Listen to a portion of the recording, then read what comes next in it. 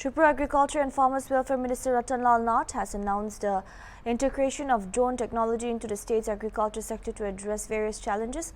This initiative, set to roll out within the next few months, aims to enhance agricultural practices with a focus of efficiency and precision.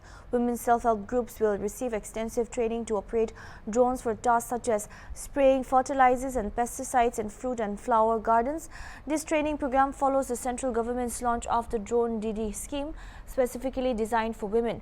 A state committee was subsequently formed, and based on its recommendation, drones will be distributed to each of the 47 agriculture subdivisions.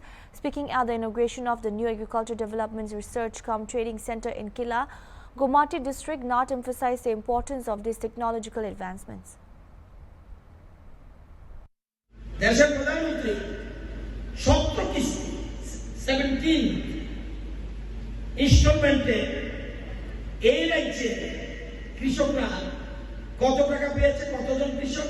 2,52,960 জন কৃষক ত্রিপুরা রাজ্যে। এরা প্রধানমন্ত্রী কৃষক সম্মান নিধির টাকা পেয়েছে 736 কোটি। চিন্তা করতে পারে?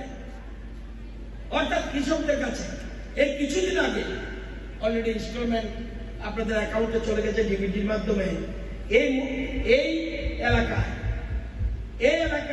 কিল্লাতে 5,813 জন মানুষ এই কৃষক সম্মান নিধির টাকা পেয়েছে। তারা কত টাকা পেয়েছে? 14,32 লক্ষ। শুধু কিল্লায় 14,32 লক্ষ ডাইরেক্ট অ্যাকাউন্টে আপনার কাছে চলে এসছে। তো আমি বলবো যে জিনিসটা খুব গুরুত্বপূর্ণ। আপনারা জানেন আমরা এই কিল্লাতে ধান ছাড়াও কমলা লেবু অত্যন্ত গুরুত্বপূর্ণ, এবং কমলা চাষের জন্য এই এলাকা বিখ্যাত।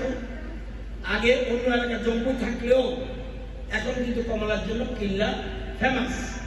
যদিও গতবার আমি এসেছিলাম, দেখছি কিছু দাগ পড়েছে, সেই জন্য আমরা স্প্রের কথা চিন্তা করছি।